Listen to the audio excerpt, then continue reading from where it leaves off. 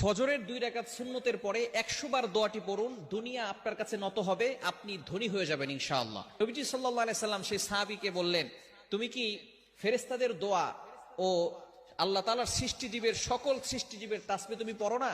তখন নবীজি সাল্লাল্লাহু আলাইহি সাল্লাম এই দোয়াটা সেই সাহাবীকে শিক্ষা দিলেন। এই সাহাবী সেখান থেকে চলে গেলেন। চলে যাওয়ার পরে কিছুদিন তিনি আসলেন।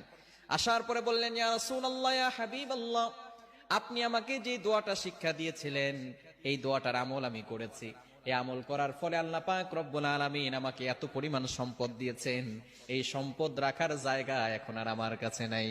চমৎকার একটি দোয়া হচ্ছে সুবহানাল্লাহি ওয়া বিহামদিহি সুবহানাল্লাহিল আযীম আস্তাগফিরুল্লাহ, সুবহানাল্লাহি ওয়া বিহামদিহি সুবহানাল্লাহিল আযীম আস্তাগফিরুল্লাহ। কখন পড়বেন?